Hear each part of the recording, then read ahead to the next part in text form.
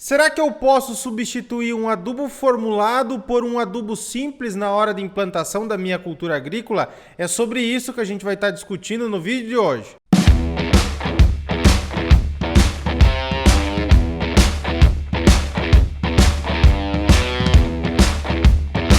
Olá pessoal, sejam todos muito bem-vindos a mais um vídeo do canal AgroBrasil. Lembrando sempre para você deixar o seu like e também se inscrever no canal se ainda não for inscrito. Hoje a gente vai estar tratando desse tema, um tema muito relevante para as pessoas aí que estão trabalhando com culturas agrícolas comerciais, que é com relação se eu posso estar utilizando um adubo simples ao invés de um formulado.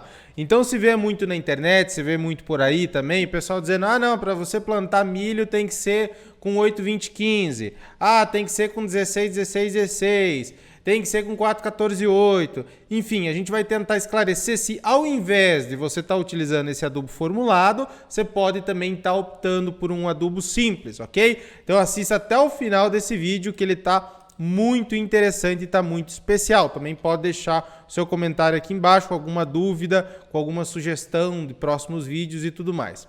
Primeira coisa que a gente tem que destacar é o seguinte: adubos formulados, de uma maneira geral, eles tendem a custar um pouco mais caro do que os adubos simples.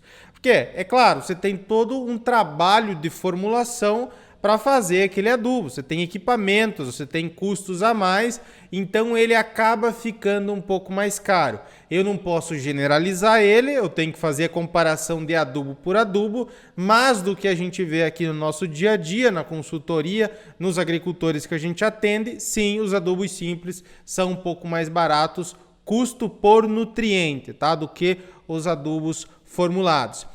Então, outra coisa que eu devo considerar aqui, se eu vou utilizar ou não um adubo simples, é que depende muito das condições do meu solo. Então a gente colocou aqui para esclarecer para vocês, principalmente com relação às concentrações de fósforo e de potássio. Então, dependendo de quanto que eu tenho desses dois elementos principalmente, eu posso decidir utilizar um adubo simples ou não. Vocês já vão entender aqui com relação a esse ponto que a gente vai falar mais para frente. Muitas culturas perenes, prestem atenção nisso, muitas culturas perenes não é necessário fazer uma aplicação de nitrogênio e de potássio no sulco ou na cova. A gente sempre fala aqui no canal AgroBrasil, parece que muito puxando para o lado das culturas anuais, como uma soja, como um milho, como um feijão, mas aqui também serve para as culturas perenes, né? Uma uva, maçã, cacau, café, essas culturas aí. Geralmente tem uma indicação, sim, de uma adubação fosfatada boa no sulco ou na cova de plantio daquela cultura. Então, esses dois nutrientes, principalmente o nitrogênio e o potássio, eu consigo trabalhar eles também em cobertura, justamente pela sua característica de mobilidade no solo. Agora, beleza, mas qual adubo simples que eu posso estar utilizando para implantar minha cultura lá na área? Adubos com fósforo, tá? Jonathan, eu posso fazer adubação de implantação de uma cultura agrícola, seja ela perene ou anual, com um adubo à base de nitrogênio ou à base de potássio? Não, pessoal. Adubo simples que eu devo colocar é com fósforo. E aí eu tenho as opções que são muito utilizadas, que é o caso do MAP ou do DAP, né? São fontes que têm nitrogênio e também tem fósforo. Eu posso estar utilizando um super simples ou um super triplo. Mas o que é mais utilizado, por exemplo, é um MAP ou um DAP. Então o que é comum de ser utilizado? Por exemplo, para a cultura da soja, se utiliza o soja e milho também, em alguns casos, se utiliza-se bastante o MAP, que é 11,5200. Essa que seria a relação. Tem 11% de nitrogênio, 52% de fósforo e 0 de potássio. Aí eu consigo trabalhar com adubação potássica em cobertura. Fica muito mais tranquilo também.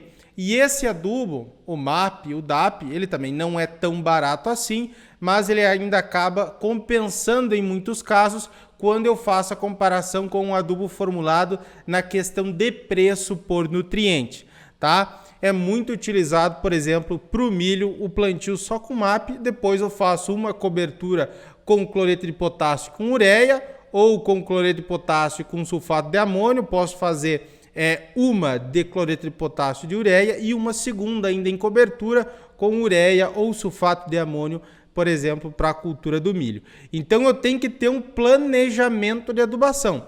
Todos os produtores que a gente pega aqui para atender, que a gente orienta também a área deles com relação à fertilidade do solo, a gente faz um planejamento no momento de implantação da cultura, quanto que eu vou estar utilizando, de qual adubo, para suprir a necessidade da planta naquele determinado momento. E depois em cobertura, qual que é a dosagem de qual adubo que nós devemos colocar para conseguir chegar a uma expectativa de produção condizente com nossa área. Então, como decidir utilizar um adubo simples ou um adubo formulado? Isso aqui não é tão simples, tá? Eu devo estudar também a minha área, estudar o meu sistema produtivo, para só então tomar uma decisão.